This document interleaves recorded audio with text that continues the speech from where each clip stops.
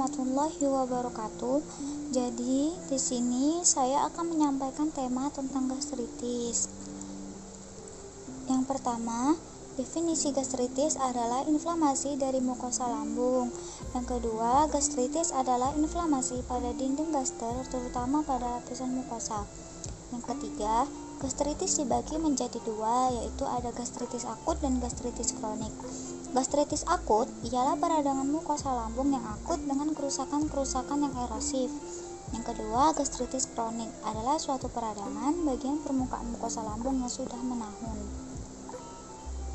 Di sini ada beberapa jenis gastritis berdasarkan penyebab.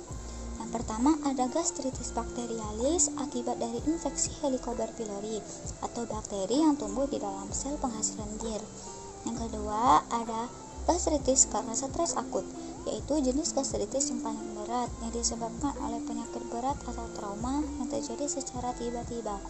Yang ketiga, gastritis erosif kronis akibat dari bahan iritan seperti obat-obatan, terutama aspirin dan obat anti peradangan non-steroid.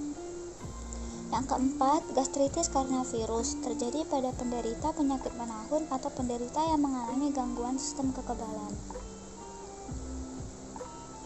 Di sini ada etiologi dari gastritis. Yang pertama, infeksi bakteri. Yang kedua, penggunaan obat penghilang rasa nyeri secara terus-menerus. Yang ketiga, penggunaan alkohol secara berlebihan. Yang keempat, pola diet tidak teratur. Yang kelima, pola makan yang tidak teratur. Yang keenam, kelainan autoimun. Dan yang terakhir, diet yang tidak teratur, terlalu banyak makan, dan makan yang terburu-buru atau tergesa-gesa. Nah, di sini ada manifestasi klinisnya. Yang pertama ada asimptomatis, nyeri epigastrium, bersendawa, mual, kembung, muntah, anoreksia, keringat dingin, takikardi, rasa tidak nyaman pada abdomen, cepat kenyang, hematemesis, melena, pusing, pucat, dan kelelahan.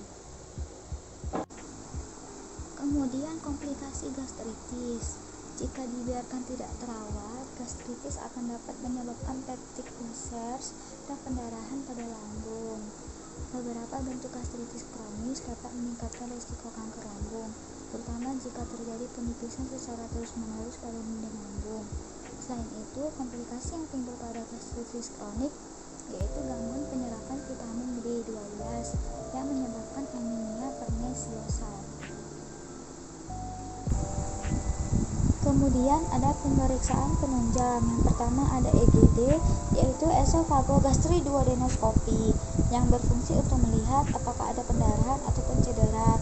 Yang kedua ada analisa Gaster, dapat dilakukan untuk menentukan adanya darah dan mengkaji aktivitas sekretori mukosa Gaster.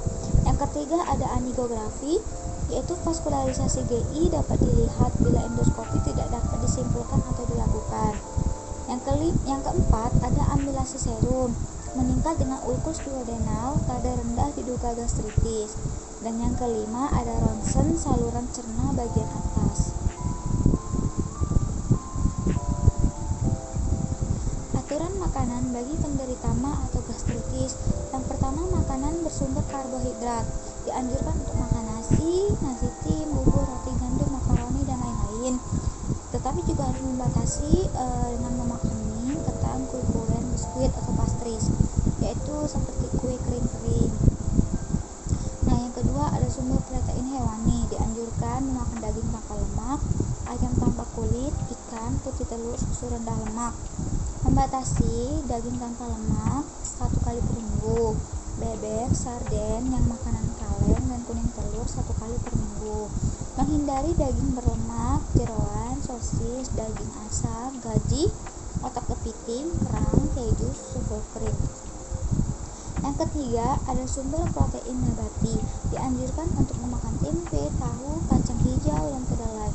Tetapi juga harus membatasi, jangan sampai berlebihan dan jangan sampai kekurangan. Nah, yang keempat itu ada sumber sayuran. Dianjurkan sayuran yang tidak menimbulkan gas, contohnya bayam, buncis, labu kuning, labu siam, wortel, kacang panjang, tomat, gambas, kangkung, kecipir, daun kacang panjang, dan kenikir, dan lain-lain. Nah, menghindari sayuran yang dapat menimbulkan gas seperti kembang kol, mangga muda, sayuran muda, lobak, sawi, Yang kelima, ada sumber buah-buahan. Dianjurkan buah-buahan atau yang mempunyai sari buah seperti jeruk, apel, pepaya, melon, jambu, pisang, alpukat, belimbing, mangga. Menghindari buah yang dapat menimbulkan gas yang tinggi lemak seperti durian, nangka, cempedak, nanas, dan buah-buahan yang diawetkan. Yang keenam, ada minuman. Menghindari minuman yang beralkohol dan bersoda. Yang ketujuh, ada bumbu atau bisa kita sebut dengan rempah-rempah. Dianjurkan untuk menyukai garam, kecap, kunyit, laos, terasi, seledri, dan lain-lain.